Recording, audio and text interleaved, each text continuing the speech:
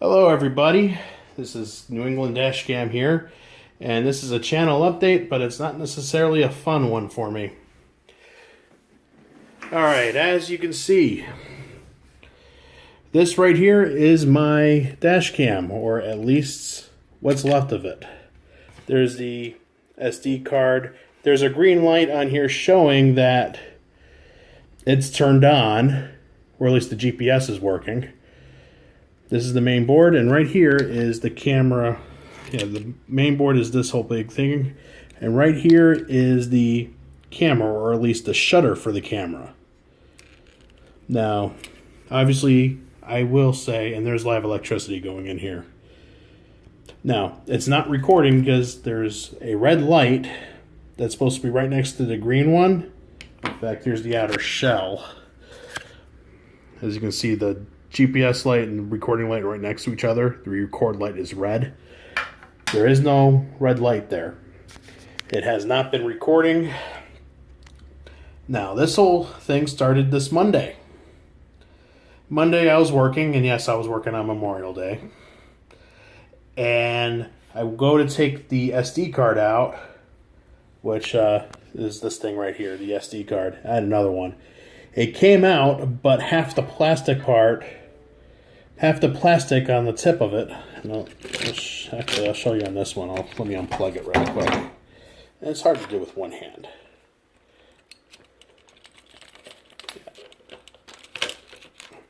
Yeah, the plastic in and around where all the metal contact points are, all that ripped off and got caught inside the SD holder right here.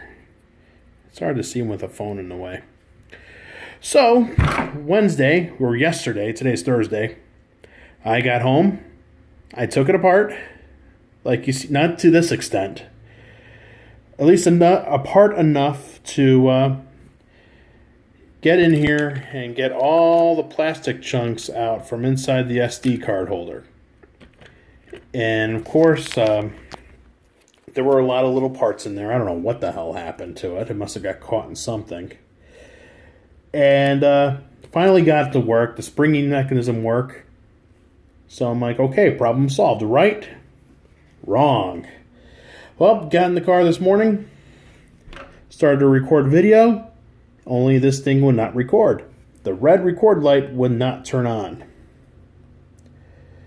Now, the way that I had it, which of course was inside this piece, the only reason why I have it inside this is the top of the thing. The only reason why is because you have to desolder the two cables that go to the GPS sensor, which is on the lid. I had it out, but I had this cable. You see, between the camera and the main board, it's hooked up by this ribbon cable.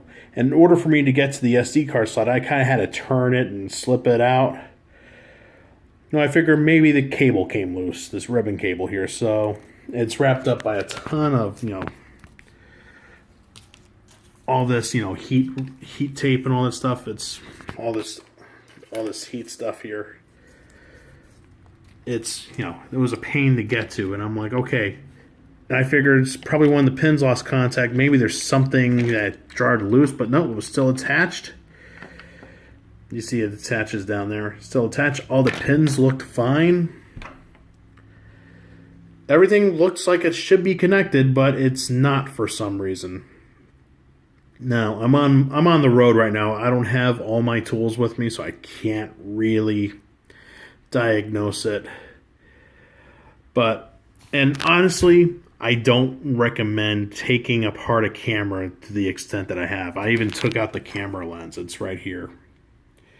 I mean, there's a lot of, fragile and breakable. And even if you get dust in there, it ruins it. But I figured, what the hell? The thing's not recording anyway. I just went in there and dived right in. Yeah, I'm out one camera. And this has been the one really good one that I've had for a really long time. I've had this camera for 3 years. I've went through 3 different cameras, and this is the one that's been my favorite one to use. This was the one. Now, my other 2 cameras, I gave one of them away. It was a G1W. I didn't really like it that much. And the Skyview 6 camera that I had, you can I used that camera in some of my not my most recent videos, but the ones I've done, mainly the ones from my car. That one actually crapped out like about a year ago. Actually, no, longer than that. And it sucks because I took a little hiatus from YouTube, and I just used footage from that. I was planning on just using footage from that camera. Come to realize it didn't record at all, and of course I took that one apart, and the main board on here was burnt out. Like something blew up in there. I could not save it. And I didn't really like the camera anyway, so it wasn't that big of a loss. So that's the story with my other cameras. So I'm going to be a couple days without a camera. The good news is, back in the day, this camera right here was over $200. Now, if I were to go to their website and buy this exact same camera, it's only a little over $100.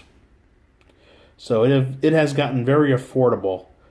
Although there are a couple other cameras I am somewhat interested in buying, I still need to do some more research and make up my mind. So, I mean, I took it apart. I took this one apart to see if I could save it, see if there was something like jarred loose or nothing. It's getting power to the board. It's not getting to the camera for some reason. For some reason, information is not transferring from the camera to the board to the memory card. I don't know why. I mean, everything on here looked fine, at least as far as I can see. I mean, the pins inside the SD card slot look okay. The ribbon cable from the board to the camera looks okay. The camera looked okay. I don't know what's wrong. So I'm going to be out of commission. I do have enough clips to make one more video, at least maybe 2/3 of a video. I'll get started on that. I haven't started editing yet.